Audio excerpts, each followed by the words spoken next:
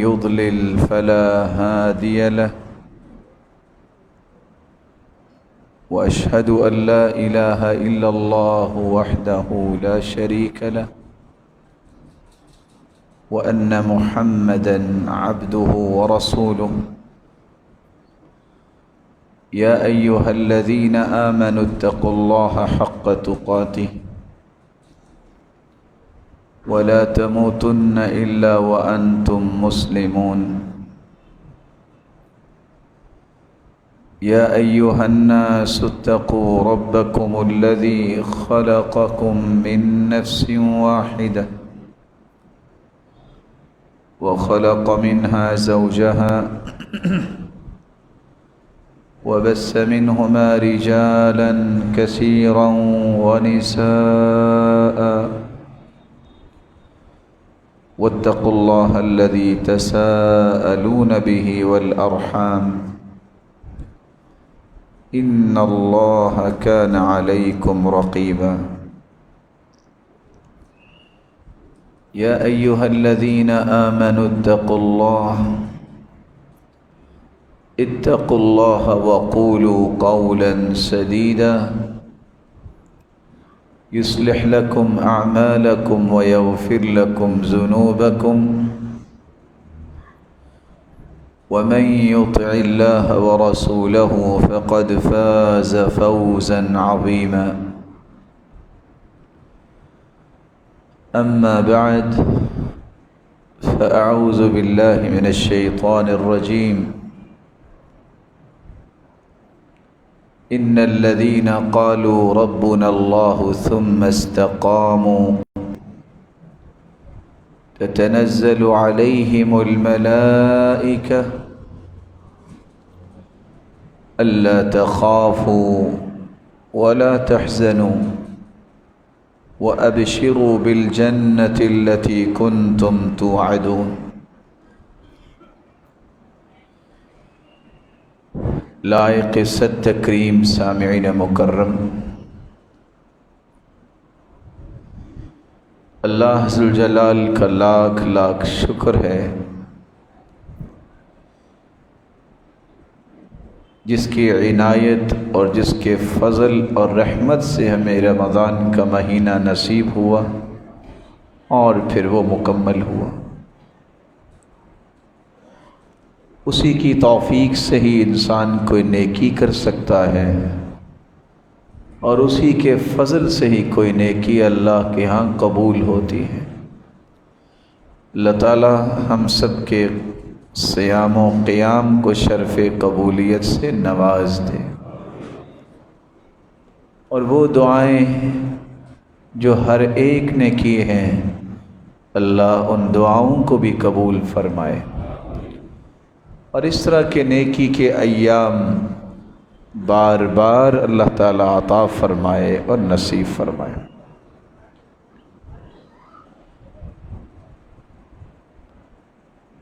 بڑا مقام مل جانا، بڑا انعام مل جانا ہے تو بہت بڑی نعمت، لیکن ہے بہت بڑا امتحان۔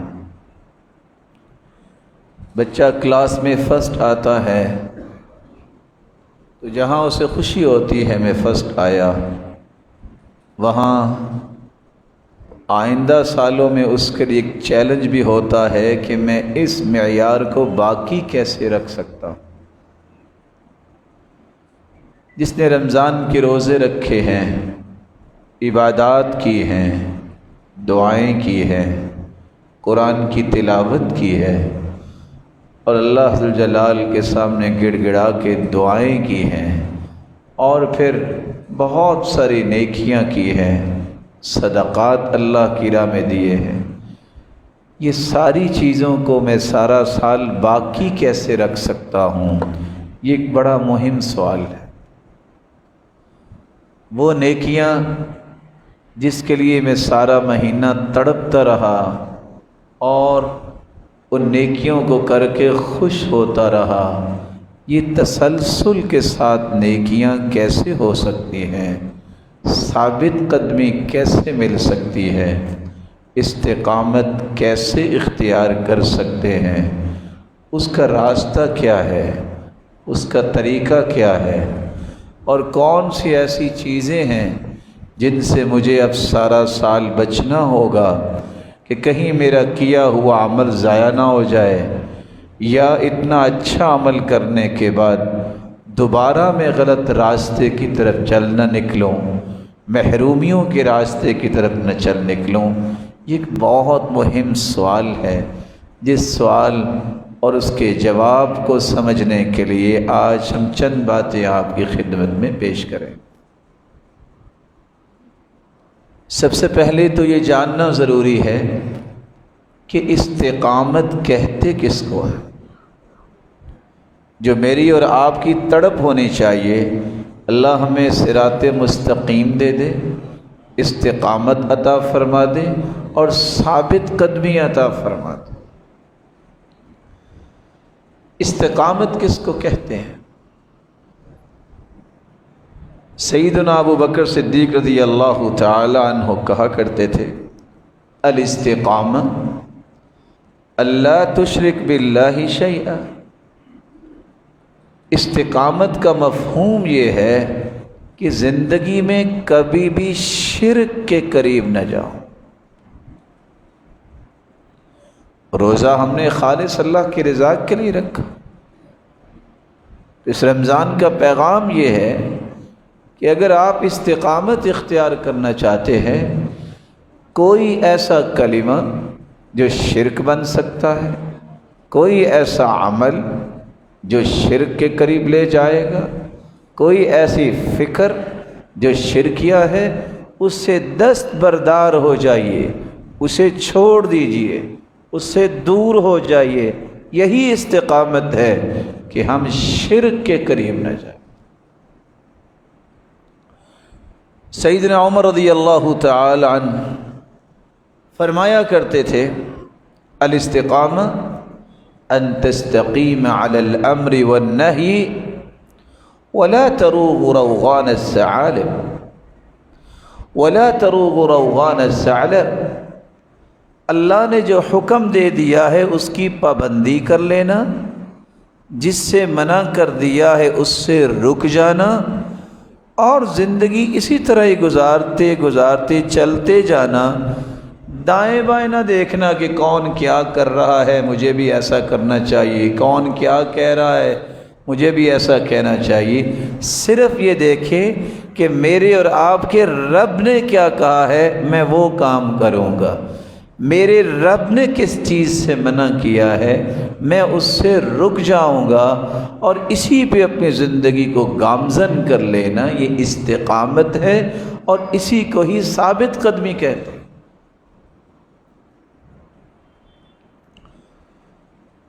سیدنا عثمان رضی اللہ تعالی عنہ جب ان سے پوچھا گیا کہ استقامت کیا ہے، وہ کہا کرتے تھے، اخلاص العمل للہ۔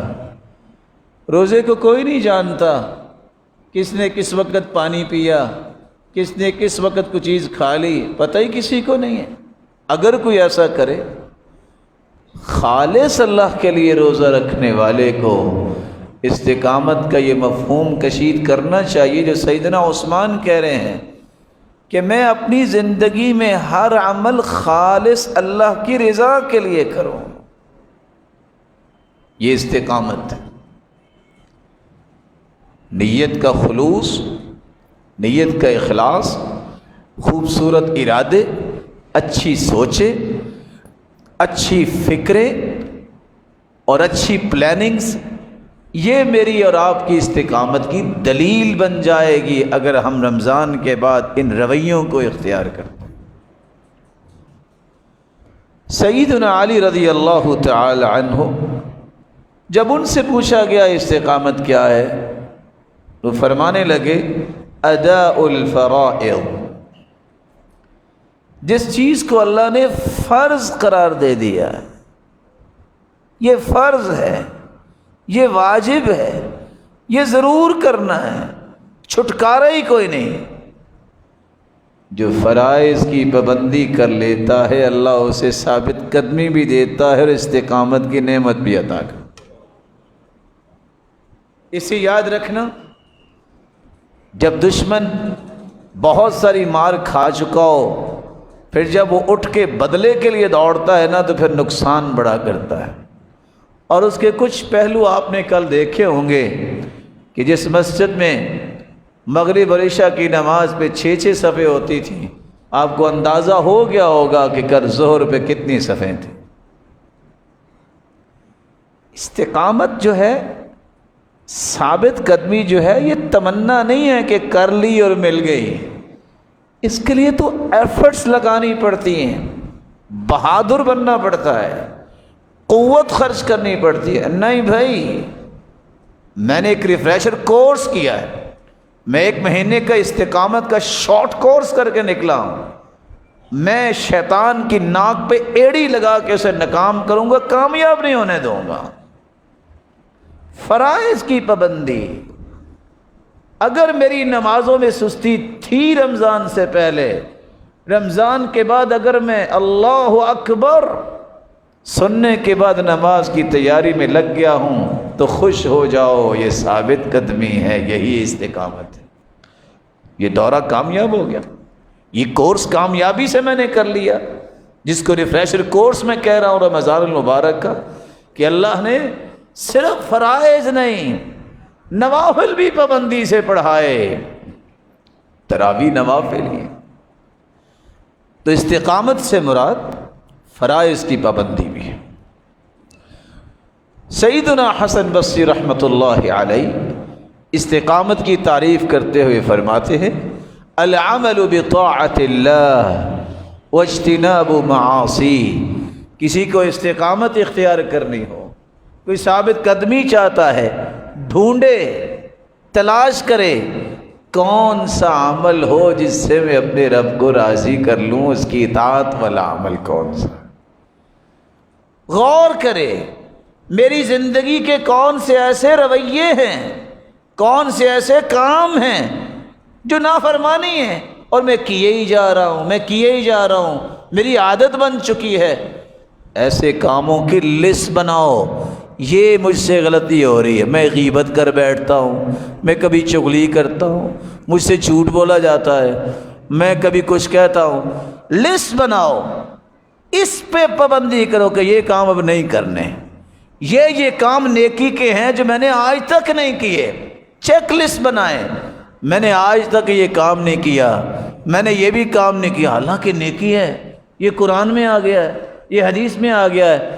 اگر آپ ایک مرتبہ زندگی میں لسٹ بنا لیں، اللہ ذوالجلال کے وعدے سچے ہیں، اللہ آپ کو ضائع نہیں کرے گا۔ امام ابن تیمیہ رحمہ اللہ تعالی اور امام مجاہد جو عبداللہ ابن عباس کے شاگرد خاص ہیں، وہ کہا کرتے تھے: استقاموا علی شہادت اللہ، علی شہادت اللہ الہ الا اللہ حتی لحقوا باللہ۔ استقامت ہے یہ جس نے زبان سے کلمہ پڑھ لیا ہے، موت تک وہ اس کلمے پہ کوئی حرف نہ آنے دے، کوئی آنچ نہ آنے دے۔ جس طرح اللہ نے لا الہ الا اللہ میں کوئی نقطہ نہیں رکھا، توحید پہ نقطہ نہ آنے دے۔ محمد الرسول اللہ، اس میں کوئی نقطہ نہیں ہے، اللہ کے رسول کی رسالت میں کوئی نقطہ نہ آنے دے۔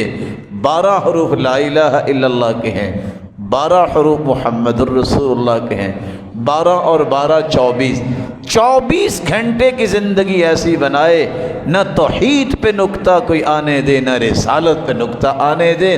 اللہ اسے بغیر نقطوں کے ہی پھر اپنی جنت کا مہمان بھی بنا دیں۔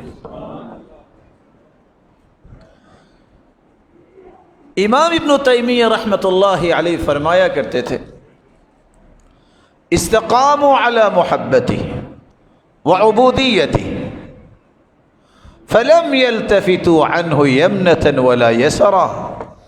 استقامت کا معنی توحید کو قبول کرنے کے ساتھ ایک بات کا اضافہ بھی کرو، پوری کائنات سے بڑھ کے اس رب کی محبت سے اپنا دل بھر لو۔ جب دل میں اللہ عز و جلال کی محبت آئے گی تو پھر استقامت اور ثابت قدمی اللہ تحفے میں عطا کر دیں گے۔ اور بعض علماء نے استقامت کی تعریف کرتے ہوئے اس بات کو بھی بیان کیا ہے، ہی الوفاء بالعہود۔ اگر انسان نے اللہ سے کوئی وعدے کیے ہیں رمضان میں، اور بلا شبہ آپ نے بھی کیے ہوں گے، اللہ میرے لیے یہ فیصلہ کر دے، میں یہ کروں گا۔ جو بندہ اللہ کے ساتھ کیے ہوئے وعدوں کو پورا کرتا ہے، یہی ثابت قدمی اختیار کرنے والا، یہی استقامت اختیار کرنے والا ہے۔ اللہ عز و جلال ہمیں اس بات کی توفیق عطا فرمائے۔ تو آپ نے یہ بات سنی کہ اگر تمنا سچی ہے کہ رمضان جیسا میرا پورا سال بن جائے ثابت قدمی کے ساتھ، استقامت کے ساتھ، تو مجھے شرک کے قریب نہیں جانا، مجھے صرف وہ کام کرنا ہے جس کا اللہ نے حکم دیا ہے، مجھے اس سے بچنا ہے جس سے اللہ نے منع کیا ہے، مجھے فرائض کی پابندی کرنی ہے۔ کچھ بھی ہو جائے مجھے دنیا کی رضا نہیں چاہیے، میں نے اللہ کی رضا کے لیے کام کرنا ہے، اور مجھے دائیں بائیں دیکھنے کی کوئی ضرورت نہیں ہے۔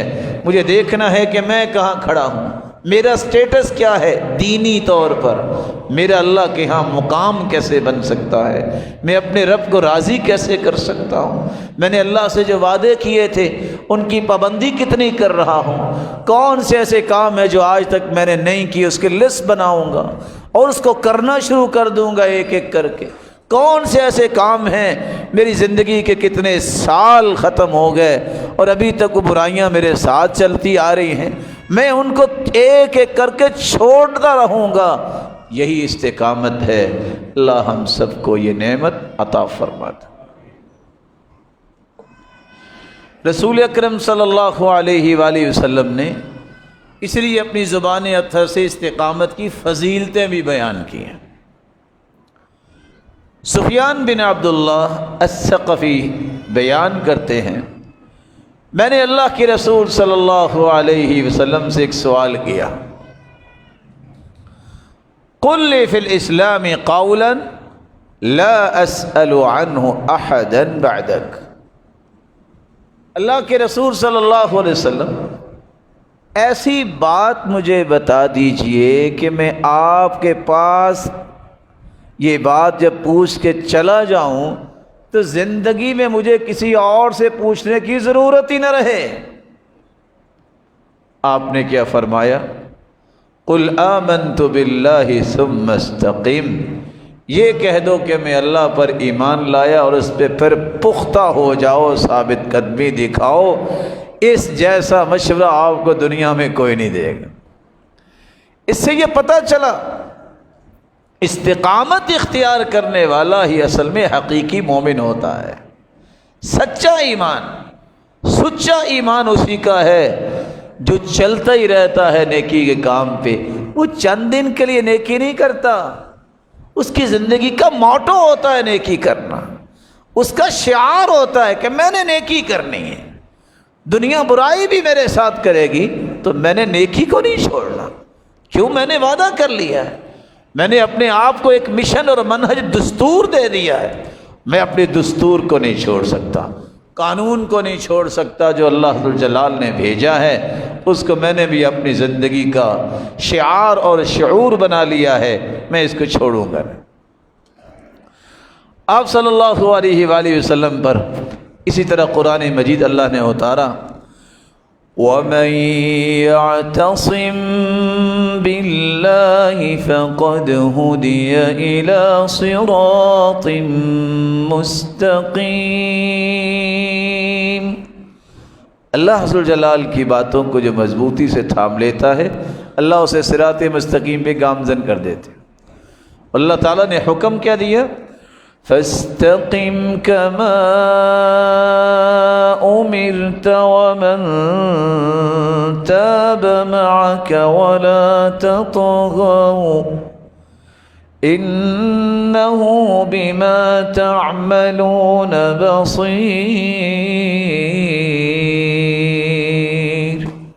فَاسْتَقِمْ كَمَا أُمِرْتَ، میرے محبوب اسی طرح اپنے آپ کو مضبوطی سے چلانا شروع کر دو جس طرح آپ کو حکم دیا گیا ہے۔ وَمَن تَابَ مَعَكَ، یہ حکم صرف آپ کے لیے نہیں ہے، آپ کے ساتھ جتنے لوگ ہیں جو اللہ کی طرف رجوع کرنے والے ہیں ان کو بھی استقامت کا یہی سبق پڑھائیے۔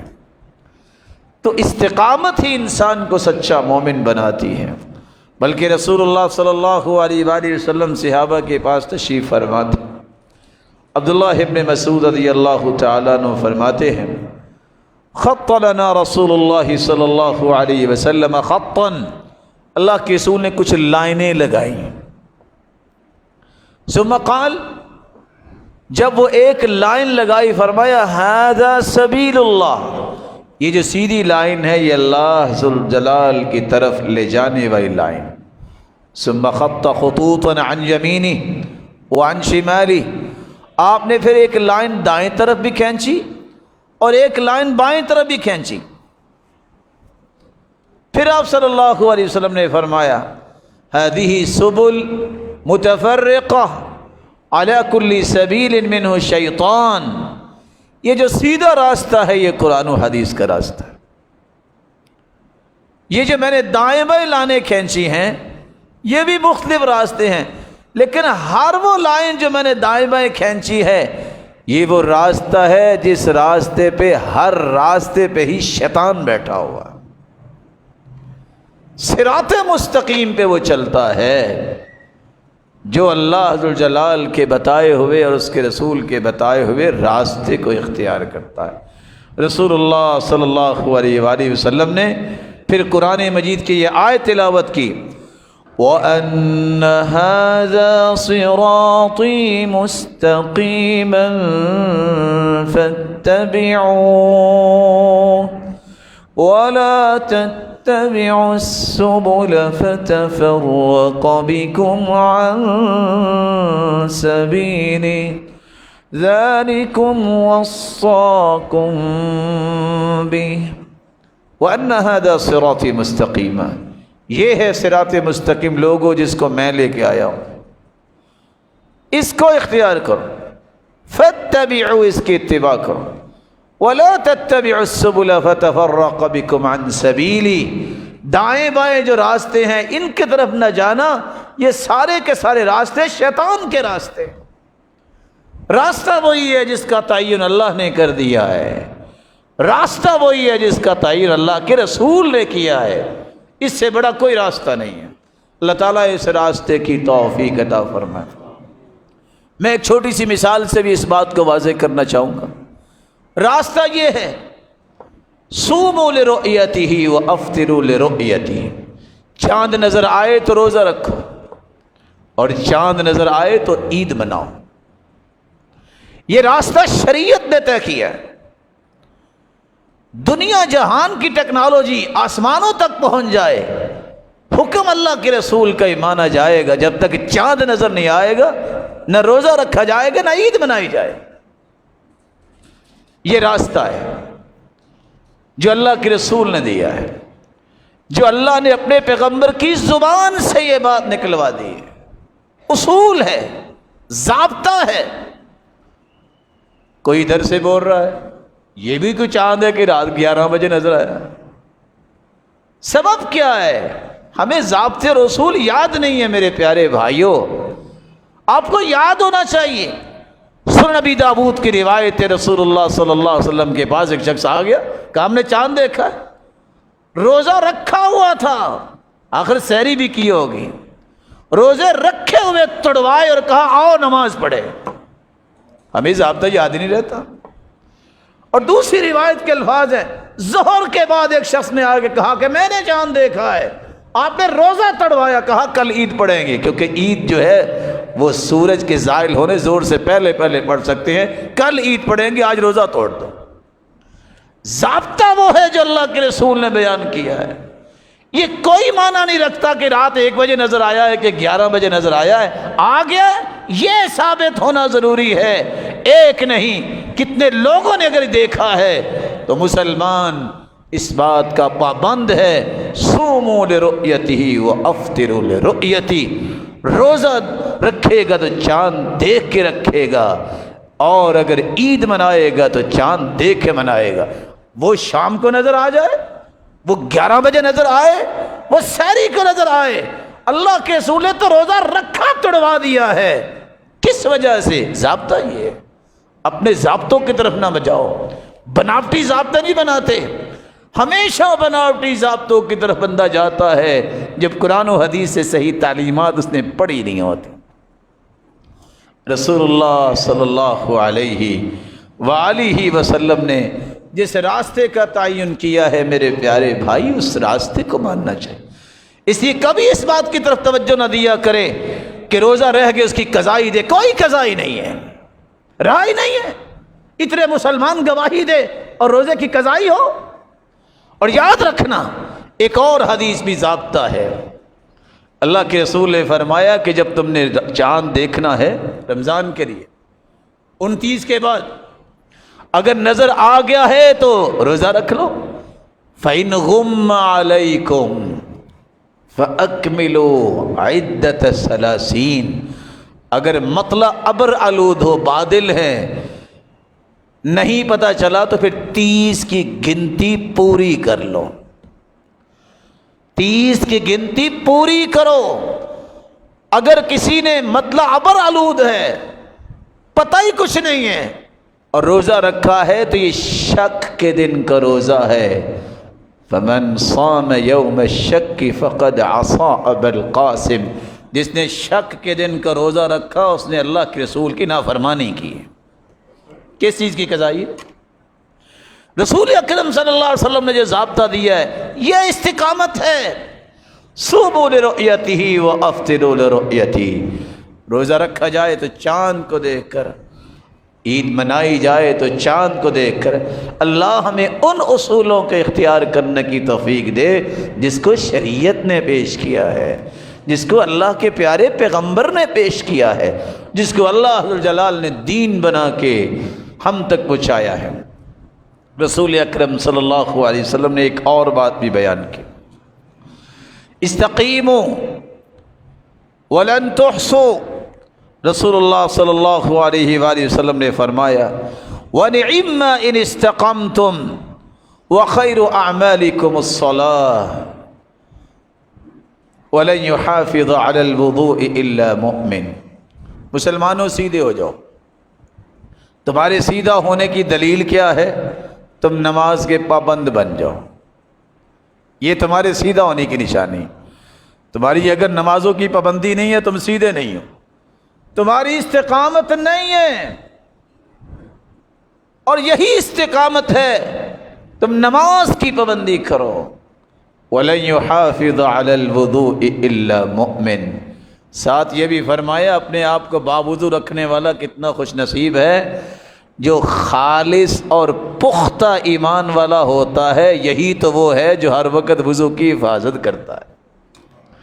بلال رضی اللہ تعالی عنہ کس لیے دنیا میں چلتے اور ان کے قدموں کی آہٹ جنت میں سنائی دیتی، ہر وقت باوضو رہتے تھے۔ اس عادت کو اپنائیے، یہ استقامت کی راہیں ہیں، اللہ مجھے اور آپ کو نصیب فرمائے۔ رسول اکرم صلی اللہ علیہ وسلم نے ایک چوتھی بات بھی بیان کی، جس طرح نماز کی پابندی کرنا یہ مستقیم ہونے کی نشانی ہے، یہ ثابت قدمی کی نشانی ہے، باوضو رہنا یہ بھی استقامت کا ایک بہترین طریقہ ہے۔ ایک 5واں طریقہ بھی ہے، اپنی زبان کی حفاظت کرو۔ یہی زبان تھی نا جو ہر ذائقہ چکھتی ہے، اور تم نے تو حلال چیز بھی رمضان میں کوئی نہیں کھائی، نہ تم نے ایک گھونٹ بھرا، نہ تم نے کوئی لقمہ کھایا، نہیں روزہ ہے۔ اللہ نے حلال سے بھی روک دیا، پریکٹس کروائی۔ 1 مہینہ تم حلال بھی صبح سے شام تک نہیں کھا سکتے، تم روزے دار ہو تو باقی مہینوں میں حرام کے قریب نہ جانا۔ حرام کیا ہے؟ جھوٹ بولنا بھی حرام ہے، غیبت کرنا بھی حرام ہے، چغلی کرنا بھی حرام ہے، تہمت لگانا بھی حرام ہے، فراڈ کرنا بھی حرام ہے، اور حرام لقمہ کھانا بھی حرام ہے۔ اس پریکٹس کا کچھ فائدہ ہونا چاہیے۔ اللہ کے رسول صلی اللہ علیہ وآلہ وسلم نے فرمایا انسان اپنی زبان کے بارے میں نہیں سوچتا، حالانکہ اذا اصبح ابن آدم فإن الأعضاء كلها تكفر اللسان. جب صبح ہوتی ہے سارے جسم کے اعضاء، ٹوٹل اعضاء 360 ہے انسان کے جسم کے، سارے زبان سے مخاطب ہو کے کہتے ہیں. کیا کہتے ہیں؟ اتق اللہ فینا، اللہ سے ڈر جانا ہے زبان.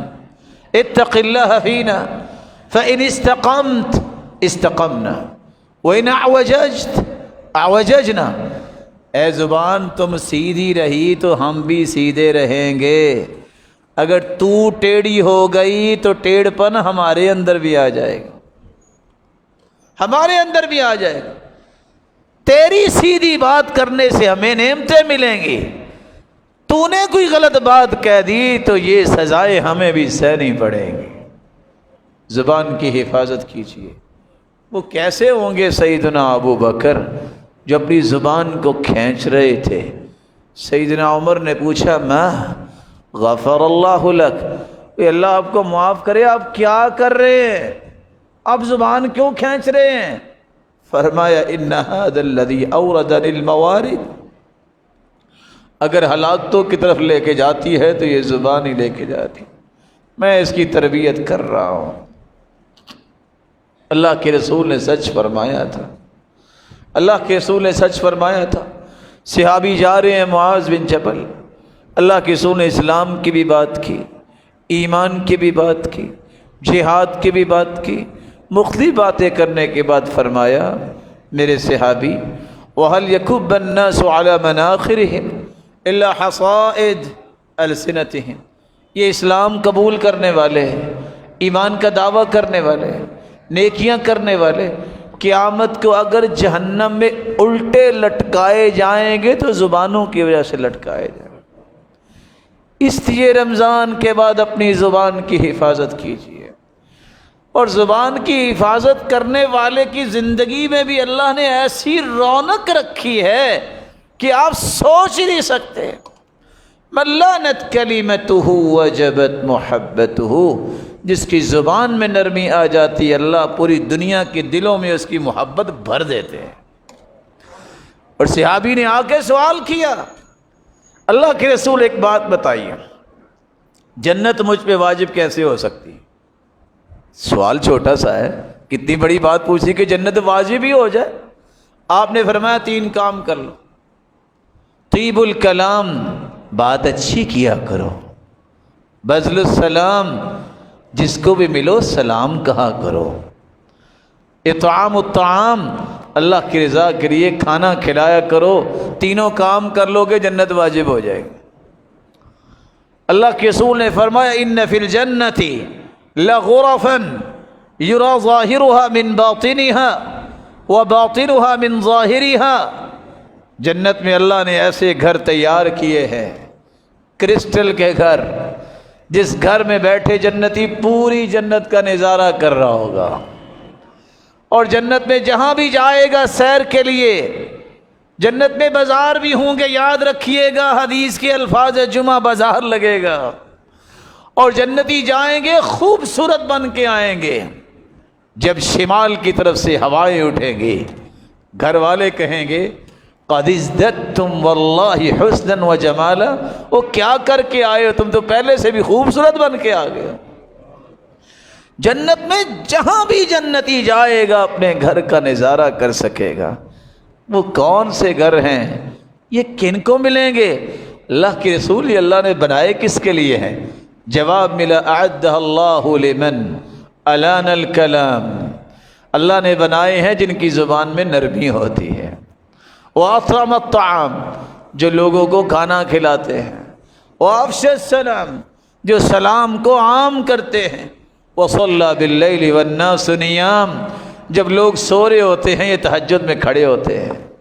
یہ موقع ہے، اس موقع کو غنیمت جانیے. کتنے تمنائیں کرتے کرتے رمضان سے پہلے اللہ کے پاس چلے گئے کہ رمضان مل جائے. کتنے رمضان کے اندر اللہ کے پاس چلے گئے اللہ سب کی بخشش فرمائے اور کروڑہا رحمتوں سے نواز دے. رسول اکرم صلی اللہ علیہ وسلم نے ایک اور بات بھی بیان کی، لا يستقیم ایمان عبد حتى يستقیم قلبه ولا يستقیم قلبه حتی یستقیم لسانہ، انسان کے دل میں استقامت کبھی نہیں آ سکتی، اس کا ایمان مستقیم نہیں ہو سکتا جب تک دل میں استقامت نہ ہو، اور دل میں استقامت کبھی نہیں آتی جب تک زبان میں استقامت نہ آئے، زبان سیدھی نہ ہو۔ زبان اگر غلط بولتی ہے دل کبھی ٹھیک نہیں ہوتا، دل اگر ٹھیک نہ ہو کبھی ایمان ٹھیک نہیں ہوتا۔ اللہ میرا اور آپ کا دل بھی ٹھیک فرمائے اور زبان بھی ٹھیک فرمائے اور ایمان بھی ٹھیک فرمائے۔ رسول اکرم صلی اللہ علیہ وآلہ وسلم نے اس کی فضیلت میں ایک اور بات بھی بیان کی، فرمایا من یرد اللہ بہ خیرا یفقہہ فی الدین، اللہ جس کو پسند کرتے ہیں، اللہ جس کے ساتھ خیر اور بھلائی کا ارادہ فرماتے ہیں، اس کی نشانی یہ ہوتی ہے اللہ اسے دین کی سمجھ عطا کر دیتے ہیں۔ دین کی سمجھ اللہ جس کو دے دیتا ہے یہ اللہ کا پسندیدہ ہے۔ ساتھ ہی اللہ کے رسول صلی اللہ علیہ وسلم نے فرمایا انما انا قاسم واللہ یعطی، میں تو تقسیم کرنے والا ہوں، دینے والا تو میرا مالک ہے۔ یہ دین کی سمجھ ہے۔ سمجھ کیا ہے دین کی؟ کہ دینا ہے دنیا میں کسی کو تو کس نے دینا ہے، یہ فہم ہے۔ انسان تو تقسیم کرنے والا ہے۔ اللہ عز وجل نے اپنے پیغمبر کی زبان اطہر سے کیا فرمایا، اعلان کیا کروایا، انما انا قاسم واللہ یعطی، میں تو تقسیم کرنے والا ہوں، دینے والا میرا مالک ہی ہے۔ اس مالک کی تعریفیں کرو جس مالک نے سب کو عطا کیا ہے۔ ساتھ ہی اللہ کے رسول نے فرمایا وَلَن يَزَالَ أَمْرُ هَذِهِ الْأُمَّةِ مُسْتَقِيمًا حَتَّى تَقُومَ السَّاعَةُ أَوْ حَتَّى يَأْتِيَ أَمْرُ اللَّهِ، جب تک یہ دین کی سمجھ رہے گی دین بھی قائم رہے گا یہاں تک کہ قیامت آ جائے گی۔ یہ نیت، یہ ارادہ، یہ سمجھ انسان کی کبھی نہیں ٹوٹنی چاہیے کہ اللہ دیتا ہے، اور اللہ جانتا ہے کہ اگر کسی کے ذہن میں آ جائے کہ میرے ہاتھ جو ہیں ان میں بڑی صلاحیت ہے، یہ کمائی بہت کرتے ہیں، یہ شخص مارا گیا۔ اگر 10 انگلیوں کی بات ہوتی کہ یہ کمائی کرتی ہیں تو جن کے ہاتھ کٹے ہیں ان کو تو فوت ہو جانا چاہیے تھا، وہ بھی کھا کے سوتے ہیں۔ اس لیے کبھی نہ سوچئے گا کہ میری صلاحیت تھی، میں نے کمائی کی، مجھے ملا ہے، میں عبادت بہت کرتا ہوں اس لیے مجھے کچھ شان ملی ہے، میرے رکھ رکھاؤ بہت ہے، میرے فالورز بڑے ہیں، میری دنیا میں قدر بہت ہے۔ نہیں، یہ سب میرے اور آپ کے رب کا فضل ہے، یہ اس کی عنایت ہے، یہ اس کی توفیق ہے۔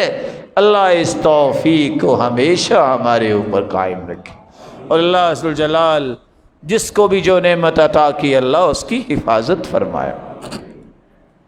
رسول اکرم صلی اللہ علیہ وآلہ وسلم نے صحابہ کرام کو اس زمن میں ایک اور بات بھی سمجھائی۔ 19 صحابی سوال کرتے ہیں حدثنی بعلم استقیم علیہ، اللہ کے رسول ایسا علم پھر مجھے دے دیجئے میں اس پہ ثابت قدمی دکھاؤں۔ علم، ثابت قدمی۔ آپ نے فرمایا سنو، اگر یہی چاہتے ہو علیک بالہجرہ فإنہ لا مثل لہا، ایک علم آج میں تمہیں دے رہا ہوں، ہجرت کرو۔ کس چیز کی ہجرت؟ اس جیسا کوئی عمل نہیں ہے۔ ہجرت کس بات کی؟ برے دوستوں کی طرف سے نیک لوگوں کی طرف ہجرت کرو، برائیوں سے نیکیوں کی طرف ہجرت کرو۔ الہجرت من دار الکفر الى دار الایمان، کفر کی جگہ سے ایمان کی جگہ کی طرف ہجرت ایک یہ ہے۔ الہجرت من دار الخوف الى دار الامن، جہاں خوف ہے تمہارے ایمان کو ادھر سے چلو اور ادھر چلے جاؤ جہاں تمہارا ایمان محفوظ ہو۔ اور آپ صلی اللہ علیہ وسلم نے فرمایا والمہاجر من ہجر ما نہى اللہ عنہ، سب سے بہترین ہجرت کرنے والا وہ ہے جو اللہ کے منع کردہ کاموں کو چھوڑ دیتا ہے۔ ہجرت کرو۔ اور میں آپ سے بھی کہوں گا اتنا مبارک مہینہ گزرنے کے بعد چھوڑ دو ایسے دوستوں کو جو تمہارا وقت ضائع کرتے ہیں، چھوڑ دو جو تمہیں قرآن سے دور رکھتے ہیں، چھوڑ دو ایسی مجلسوں کو جن میں بیٹھ کے غیبتیں سننی پڑتی ہیں، کرنی پڑتی ہیں، چھوڑ دو ایسے ساتھیوں کو جن ساتھیوں کی وجہ سے نمازیں لیٹ ہو جاتی ہیں، جن ساتھیوں کی وجہ سے لڑائیاں اور فسادات ہوتے ہیں۔ آ جاؤ ان لوگوں کی طرف جو تمہیں دین کی بات بتائیں، جو تمہیں اچھی اچھی باتیں سنائیں، جو تمہیں اچھے مشورے دے، جو تمہیں دنیا اور آخرت کی کامیابی کے طریقے بتائیں، جو تمہیں اللہ سے جوڑے، جو تمہیں اللہ کے رسول سے جوڑے۔ ایسی باتوں کو چھوڑ دو جس سے اللہ ناراض ہوتا ہے، ایسی باتوں کی طرف آ جاؤ جس سے اللہ راضی ہوتا ہے۔ ایسے مال کی طرف نہ جاؤ جس میں شک شبہ ہے، آ جاؤ اس مال کی طرف، تھوڑا بھی ہوگا لیکن حلال ہوگا، اللہ کی قسم بابرکت ہوگا۔ آج وقت ہے کہ ہم ان کاموں کو اختیار کریں اس مبارک مہینے کے بعد، تاکہ ہم ثابت قدمی کا خواب شرمندہ تعبیر ہوتا دیکھ لیں، اور یہ اس وقت تک ممکن نہیں ہوگا جب تک رسول اللہ صلی اللہ علیہ وسلم کے بتائے ہوئے طریقوں کو اختیار نہیں کریں۔ آپ صلی اللہ علیہ وسلم نے ایک بات اور پیش کی، اور یہ بات بھی تھوڑی سی توجہ سے سننے والی۔ دارمی کی روایت ہے، سیدنا عبداللہ ابن مسعود اپنے گھر میں، ان کے شاگرد ابو موسیٰ اشعری اور دوسرے مسجد میں ہیں۔ مسجد میں حلقہ بنایا، بنانے والوں نے اکٹھے ہو گئے۔ ایک کہتا ہے حلیلو مئہ، سارے 100 مرتبہ لا الہ الا اللہ اکٹھے پڑھو۔ وہ سارے شروع ہو گئے، لا الہ الا اللہ، لا الہ الا اللہ۔ سچ بتائیے اس کلمے سے بڑھ کے دنیا میں کوئی کلمہ ہے؟ افضل الذکر لا الہ الا اللہ، سب سے افضل ذکر لا الہ الا اللہ ہے۔ پھر کہتے ہیں کبروا مئہ، 100 مرتبہ اللہ اکبر کہو۔ سچ بتائیے اللہ کی کبریائی سے بڑھ کے بھی کوئی کلمہ ہے؟ نہیں ہے۔ سبحوا مئہ، 100 مرتبہ سبحان اللہ اس طرح پڑھو۔ مسجد میں بیٹھے ہیں، اللہ کا ذکر کر رہے ہیں۔ صحابی اٹھے عبداللہ بن مسعود کے پاس کہ مسجد میں یہ ہو رہا ہے۔ کہا تم نے منع کیوں نہیں کیا؟ کہا ہم نے تو اس لیے منع نہیں کیا، آپ آئیں گے تو آپ سمجھائیں گے۔ عبداللہ ابن مسعود رضی اللہ تعالیٰ عنہ تشریف لائے اور آ کے کہتے ہیں یا معاشر القراء استقیموا فقد سبقتم سبقا بعیدا، استقامت اختیار کرو۔ استقامت اس انداز زندگی کو کہتے ہیں جو محمد مصطفیٰ سے ثابت ہو۔ یاد رکھو قد سبقتم سبقا بعیدا۔ آپ صلی اللہ علیہ وسلم کے صحابی نے آ کے کہا یہ تم کیا کر رہے ہو؟ ابھی تو اللہ کے رسول صلی اللہ علیہ وسلم کے استعمال کردہ برتن نہیں ٹوٹے، تم نے یہ نئے نئے طریقے کہاں سے نکال لیے؟ تم اکیلے بیٹھ کے ذکر کر سکتے ہو۔ تعلیم کی بات ہے تو تعلیم دینے والا دے اور سیکھنے والے سیکھیں، لیکن یہ جو تم نے انداز اپنایا ہے یہ اللہ کے رسول نے تو ایسا نہیں سکھایا تھا۔ رسول اکرم صلی اللہ علیہ وسلم کے صحابی نے، یہ جو دوسری روایت میں آپ کے سامنے پیش کر رہا ہوں، تم کہاں جا رہے ہو؟ قد سبقتم سبقا بعیدا، تم دور جا رہے ہو، تمہیں ایسا نہیں کرنا چاہیے۔ فإن أخذتم يمينا وشمالا لقد ضللتم ضلالا بعيدا، اگر تم اس دین سے دائیں بائیں ہٹ گئے جو دین محمد مصطفیٰ لے کے آئے ہیں تو تم دور گمراہی کی طرف چلے جاؤ۔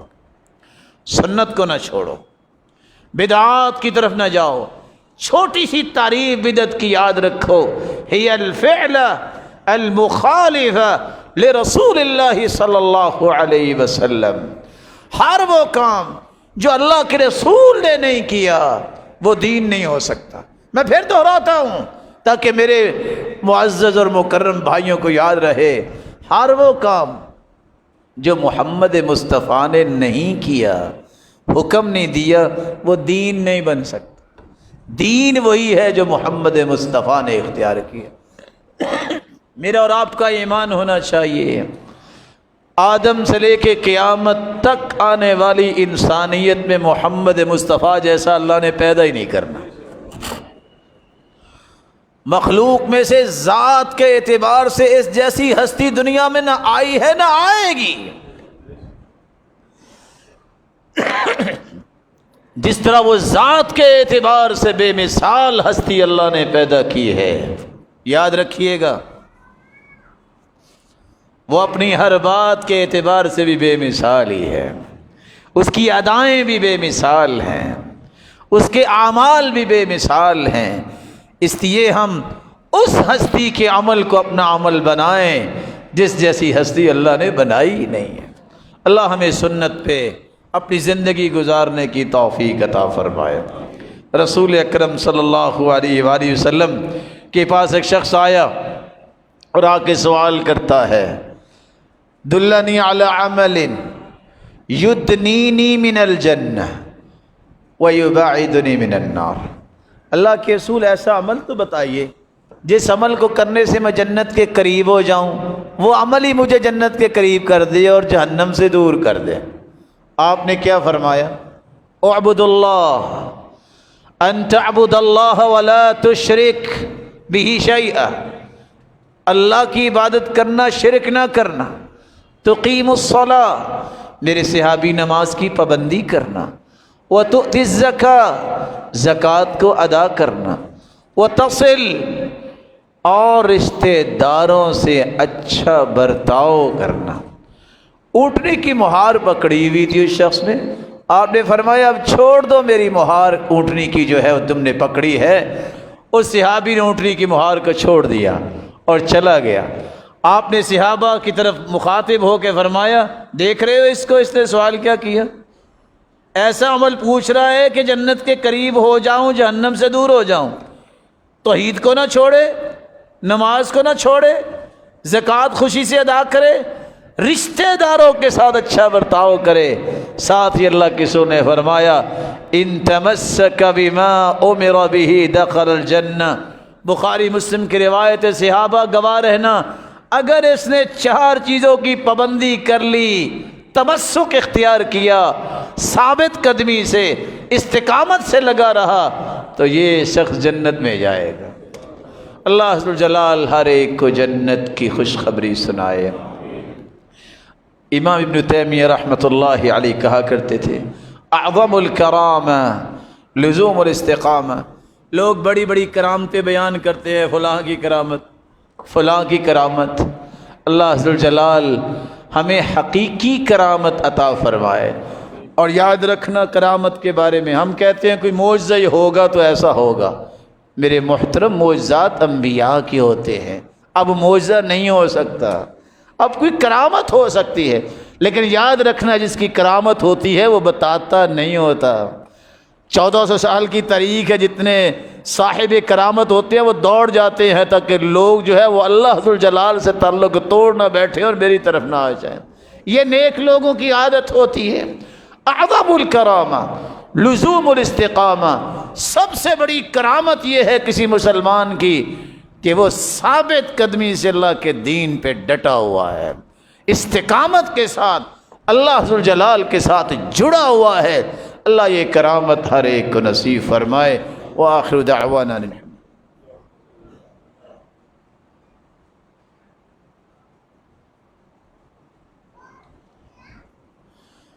الحمد للہ علی احسانہ والشکر له علی توفیقہ وامتنانہ، اما بعد، ان الذین قالوا ربنا اللہ ثم استقاموا، جن لوگوں نے کہہ دیا کہ میرا رب اللہ ہے، پھر اس پہ انہوں نے استقامت اختیار کی، کیا ہوگا؟ تتنزل علیہم الملائکہ، اللہ کے نورانی فرشتے انہیں بشارتیں دینے کے لیے اترتے ہیں۔ اللہ تخافوا، ایسے لوگوں کو نہ دنیا میں کوئی غم ہوگا نہ آخرت میں غم ہوگا، کوئی خوف نہیں ہوگا۔ ولا تحزنوا، جس طرح دنیا اور آخرت میں کوئی خوف نہیں ہوگا، کوئی غم بھی نہیں ہوگا۔ وابشروا بالجنہ، فرشتے اس کو جنت کی بشارت دنیا میں ہی سنا دیتے ہیں۔ کنتم توعدون، جس کا تم وعدہ دیے گئے ہو۔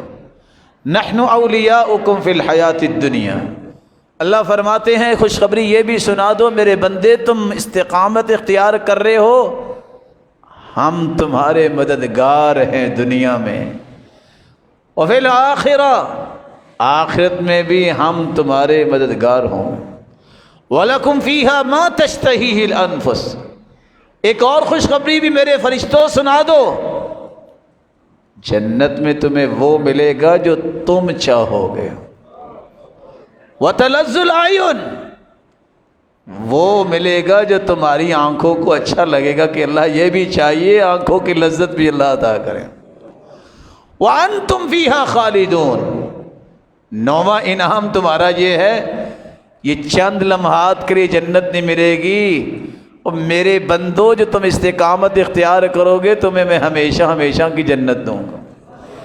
صرف جنت نہیں، 10واں انعام نزلا من غفور الرحیم، اور تمہارا میزبان جنت میں تمہارا رب ہوگا، میزبانیاں وہ تیار کرے گا۔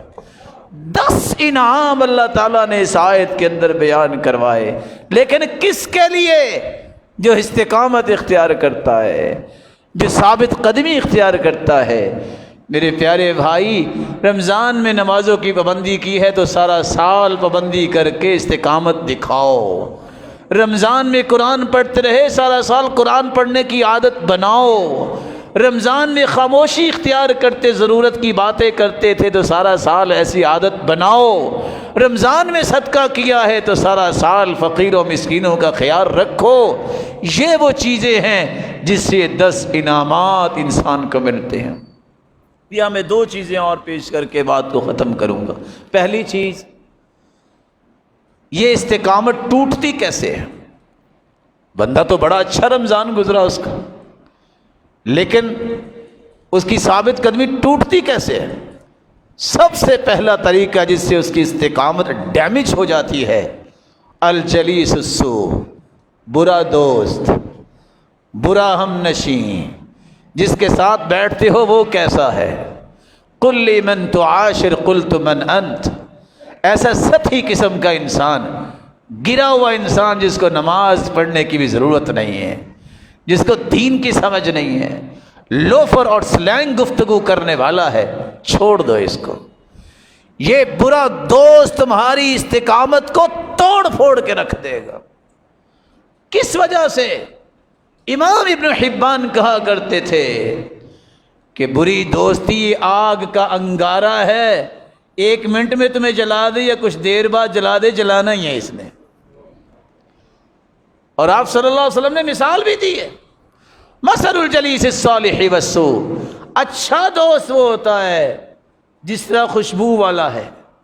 عطر والے کے پاس آپ جاؤ تو میرے پیارے بھائی، یا تو وہ خود سے تحفہ دے دے گا پھر بھی خوشبو آ گئی، یا تمہارا جی چاہے گا کیا کمال کا عطر ہے، مجھے بھی یار دے دو، کتنے کا ہے، خرید لو گے؟ نہیں تو جب تک بیٹھے رہو گے معطر رہو گے۔ اچھا دوست یہی ہوتا ہے، یا تو تمہیں خود دین کی بات نصیحت کے طور پہ پیش کر دے گا، یا کوئی مسئلہ تم خود پوچھ لو گے، نام ہی پوچھو وہ تمہیں نام ہی بتائے۔ نیک لوگوں کی مجلس میں بیٹھنے سے بھی جنت واجب ہو جاتی ہے۔ کتنی بڑی روایت ہے صحیح بخاری کی، اللہ کا ذکر کرنے والے بیٹھے ہیں، آسمانوں سے فرشتے اترتے ہیں، ایک گزرتا گزرتا ویسے ہی بیٹھ گیا، اللہ نے فرشتے کے ذریعے اعلان کروایا، فرشتوں گواہ رہنا میں نے سب کو معاف کر دیا۔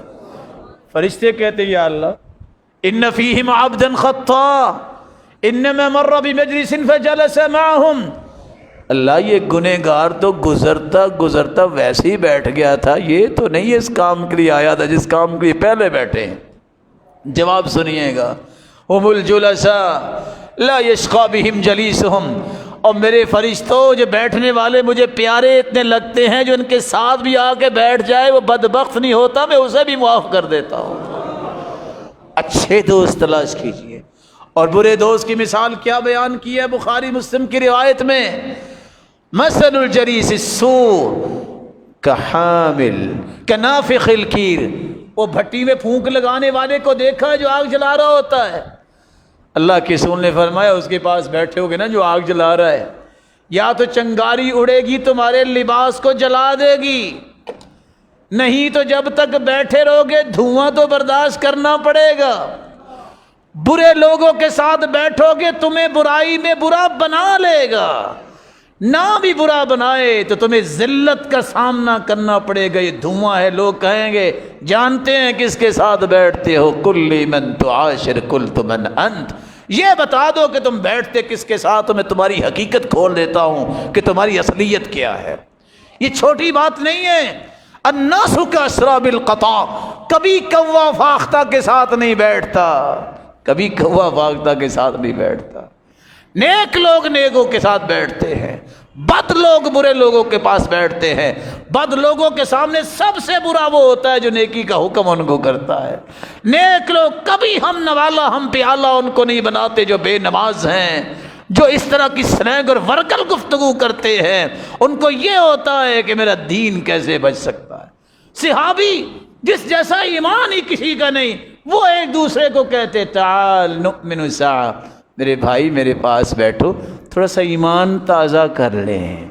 کون کہہ رہا ہے؟ صحابی کہہ رہے ہیں میرے بھائیوں یہ موقع ہے کہ ہم اپنی زندگی میں اس طرح کے اصول لائیں تاکہ ہماری بھی ثابت قدمی ہو جائے اور ہماری ثابت قدمی ڈیمیج نہ ہو۔ دوسری بات، ثابت قدمی کیسے ٹوٹتی ہے؟ جس طرح برے دوست توڑتے ہیں۔ اور برے دوست توڑنے کی بات آئی تو ایک اور بھی بات پیش کر دوں۔ پتہ کیا ہوتا ہے؟ اللہ توفیق جس کو دے دے وہ نیک بن جاتا ہے۔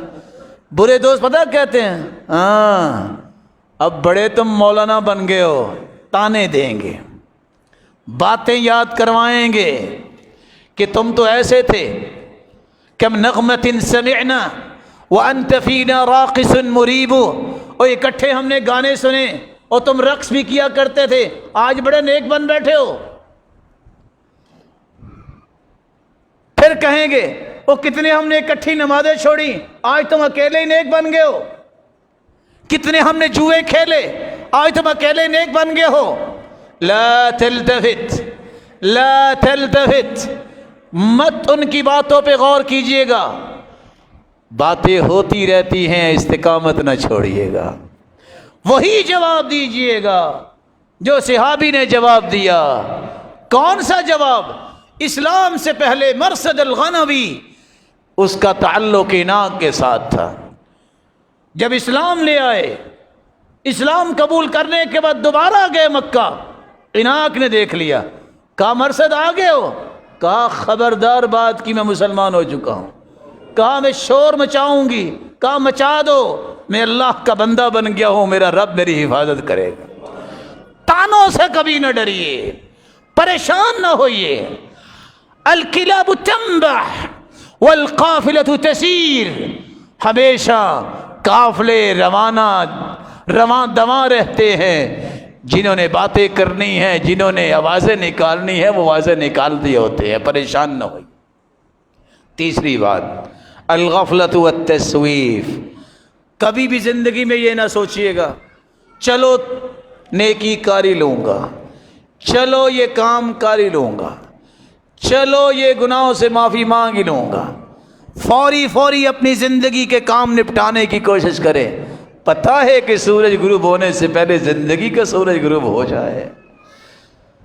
کبھی اس طرف نہ جائیے، لمبی امیدیں نہیں، یہ بھی بندے کو خراب کرتی ہے۔ آج اپنی زندگی کا ذرا معائنہ کیجیے، کتنے کام ہے 2 سال سے ہم نے نہیں کی۔ مومن آج کا کام کل پہ نہیں ڈالتا، کیونکہ اس کو پتہ ہی نہیں ہے کل زندہ رہنے کہ نہیں۔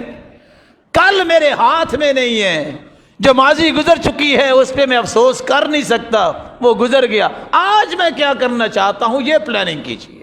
اللہ مجھے اور آپ کو ہمت سے نوازے۔ استقامت ٹوٹتی ہے گناہوں کی وجہ سے، گناہوں سے بچتے رہنا۔ رأیت الذنوب تمیت القلوب، میں نے دیکھا کہ گناہ دلوں کو جو ہے مردہ کر دیتے ہیں۔ وقد یورث الذل ادمانها، اور اگر بار بار گناہ کرے تو دل بھی ذلیل ہوتا ہے، بندہ خود بخود ذلیل ہو جاتا ہے۔ وترک الذنوب حیات القلوب، اور اگر گناہ چھوڑ دے تو دل زندہ ہو جاتا ہے۔ وخیر لنفسک عصیانها، اگر تم گناہوں سے اپنے آپ کو پیچھے کر لو گے تو تمہارا دل ہر وقت ہرا بھرا اور تر و تازہ رہے گا۔ ایک طریقہ یہ بھی ہے جس سے آپ کی استقامت ٹوٹ سکتی ہے، ایسی جگہوں پر بھی نہ جائیے جہاں گناہ ہوتے ہیں، ایسی مجلسوں میں بھی نہ جائیے، وہ مجلس جہاں شراب پی جاتی ہے کسی مومن کو وہاں نہیں جانا چاہیے، وہ مجلس جہاں اللہ اور اس کے رسول کی توہین ہوتی ہے اس مجلس میں نہیں بیٹھنا چاہیے، وہ مجلس جہاں اللہ کے شعار بیت اللہ، مسجد نبوی، بیت المقدس، مسجد اہل علم، جہاں اس طرح کی چیزوں سے مذاق ہو رہا وہاں مومن نہیں بیٹھتا۔ اور وہ مجلس جس جگہ اللہ ذوالجلال کے مخلوق کو قتل کرنے، اس کے ساتھ دھوکہ کرنے کی بات، اس مجلس میں بھی مومن نہیں بیٹھتا، کہتا نہیں میں مسلمانوں کے ساتھ دھوکہ نہیں کر سکتا، مسلمانوں کی جان مال کی حفاظت کرنے والا ہوں، میں نقصان نہیں بچا سکتا۔ ایک ضروری بات جس سے آپ کی یہ ثابت قدمی باقی رہ سکتی ہے، قرآن مجید کو روزانہ سے پڑھنا شروع کر دیں۔ دوسری بات، اللہ ذوالجلال نے جس بات کی توفیق رمضان میں دی اس کو باقی رکھیں۔ تیسری بات، ذکر صبح و شام کا ہر وقت پابندی سے کریں، چلتے پھرتے اپنی زبان پہ اللہ کا ذکر لائیے۔ چوتھی بات، علماء کی مجلس ضرور اٹینڈ کیا کریں۔ وہ ہارون الرشید جو کیسا تھا، اس کو ایک بندے نے صرف مشورہ ہی دیا تھا کہ تم حکومت جو مرضی کرو، 8ویں دن علماء کے پاس بیٹھ جائے گا۔ پھر وہ کیسا بنا؟ اس 8 دن کے بعد علماء کے پاس بیٹھتا، پھر وہ کہتا تھا جب تک 100 رکھتے روزانہ نہیں پڑھتا سکون نہیں آتا۔ صدارتی محل کے اندر اس کی بیوی زبیدہ قرآن پڑھانا شروع کر دیتی ہے، 70 بچیوں نے خلیفہ کے محل میں بیٹھ کے پورا قرآن خط کوفی میں لکھا۔ یہ وہی ہے زبیدہ جس نے پھر زبیدہ نہر بنوائی حاجیوں کے پانی کے لیے، جب وہ حج کرنے آئی پانی نہیں تھا، جب اس نے کہا نہر بناؤ، مشیروں نے کہا پتھروں میں نہریں نہیں بنتی، کہا ایک مرتبہ بھی اگر کدال مارنے پہ 1 دینار خرچ آئے میں پیسے دوں گی، تم بناؤ۔ نہر بنوائی، وہ واؤچرز جب آئے دجلہ کے کنارے پہ بیٹھی تھی، اس کو اٹھا کے سمندر میں پھینک دیا، پیمنٹ کر دی۔ اللہ میں نے بغیر دیکھے پیمنٹ کی ہے، میرے حساب ہی بغیر دیکھے، مجھے معاف کر کے جنت بھیج دینا۔ دینداروں کے ساتھ بیٹھو، تمہاری ٹیوننگ ہوتی رہے گی۔ اور آنے والا وقت خطرناک ہے، سنو کس قدر اس وقت آئے دن نئی نئی چیزیں سامنے آتی ہیں۔ کبھی سوچا کسی نے میں اور آپ ٹھنڈے گھروں میں بیٹھے ہیں، خوشیاں منا رہے ہیں، اور فلسطین کے لوگ جو ہے نماز پڑھتے گولیوں سے بونے جا رہے ہیں۔ کبھی میں نے اور آپ نے سوچا کہ کس طرح ان کا بھی جی چاہتا ہے کہ وہ خوشیاں منائیں، وہ بھی اللہ کی عبادت کریں۔ یہ کیسے ہو گیا؟ جب دنیا کی محبت جو ہے وہ دل میں آ گئی اور پرواہ ہم نے مسلمانوں کی چھوڑ دی۔ اللہ ان کے لیے آزادی کا بندوبست فرمائے، مسلمانوں کی بزدلی دور فرمائے اور ہمت و طاقت عطا فرمائے۔ اللہ اس ملک پاکستان کی بھی حفاظت فرمائے، اس کی افواج کی حفاظت فرمائے اور جرت کے فیصلے کرنے کی توفیق عطا فرمائے۔ کبھی اپنی زبان سے دعاؤں سے ان کو محروم نہ کیا کرے، کوشش کرے اور لوگوں کو آگہی دے۔ یہ ذمہ داری ہے کہ ہم مسلمانوں کی خوشیوں میں شریک اور مسلمانوں کے غموں میں بھی شریک ہوں۔ عبداللہ بن عباس 14 سال کا مفتی ہے، کسی نے پوچھا چھوٹی عمر میں اتنا بڑا مقام؟ کہتے ہیں ایک اللہ کی رحمت ہے، ایک اللہ کے رسول نے دعا کی تھی۔ تیسرا اس کا سبب یہ ہے جب بارش ہوتی ہے میں بہت خوش ہوتا ہوں۔ پوچھا آپ کی کوئی زمین بھی ہے؟ کہا نہیں، اصل میں مسلمان بارش سے خوش ہوتے ہیں تو میں بھی خوش ہوتا ہوں کہ مسلمانوں کو خوشی مل گئی ہے۔ عدل کی بات ہوتی ہے تو میں خوش ہوتا ہوں، میں کہتا ہوں یا اللہ ایسے اور پیدا فرما۔ لوگ پوچھتے ہیں آپ کا کوئی فیصلہ ہے؟ کہتے نہیں، زمین میں عدل کی بات مجھے پسند ہی بہت ہے، اس لیے میں دعا کر دیتا ہوں۔ اللہ ایسا ہمیں بھی بنائے۔ اور آخری بات میرے پیارے بھائیوں، انبیاء کے قصص پڑھو، پرانی عادات کو جس طرح آپ نے یک لخت چھوڑ دیا جو نیکی کی عادت تھی۔ یہ سفید داڑھیوں والے مبارک لوگ بیٹھے ہیں، ان سے پوچھیے، کبھی بزرگوں کے پاس بھی بیٹھ جایا کرو، ان سے پوچھئے آج سے 30-35 سال پہلے کیا حالات تھے۔ کوئی بھی عورت، کوئی بھی بڑا چھوٹا کسی گھر میں جب تک صبح قرآن کی تلاوت نہ کرتا کسی کام کو ہاتھ نہیں لگاتا تھا۔ گھروں میں برکت تھی۔ مائیں رات سوتے وقت انبیاء کے قصے سناتی، صحابہ کے قصے سناتی، یہ پرورش ہوتی تھی، یہ نشو و نما تھی اولادوں کی۔ ایسے لوگ بھی تھے جن کو اللہ نے توفیق سے نوازا کہ جب ان کو خوشی ملتی وہ سجدہ کیا کرتے۔ پوچھا بیٹا یہ کیا؟ کہتے میری ماں کو جب بھی خوشی ملتی وہ سجدے میں چلی جاتی۔ حتیٰ کہ باپ بیٹے کو ایک کھانے کی چیز دیتا ہے، وہ کہتا ہے بابا ذرا پکڑیے گا، پکڑا کے سجدے میں چلا گیا۔ بیٹا یہ کیا؟ کہا میری ماں کی عادت یہ تھی جب کوئی چیز ملتی تو وہ سجدہ کرتی تھی۔ آج رات کو انبیاء اور صحابہ کے قصے نہیں، اسلام کے خلاف موویز دیکھی جاتی ہیں، فیس بک پہ راتیں گزاری جاتی ہیں۔ کیسے تربیت ہوگی؟ بدلو اپنے آپ کو اس سے پہلے کہ اللہ کا عذاب آئے۔ اللہ ہم سب کو محفوظ فرمائے۔ مولا کریم جتنے یہ بات سن رہے ہیں سب کو اپنی رحمت نصیب فرما، سب کے گناہوں کو معاف فرما، سب کی عبادتوں کو قبول فرما۔ مولا کریم ان کی دعاؤں کو بھی قبول فرما۔ جس طرح تیرے گھر میں جمع ہے جنت الفردوس میں اپنے محبوب کے ساتھ جمع فرما اور اپنے دیدار کا مستحق بنا۔ وآخر دعوانا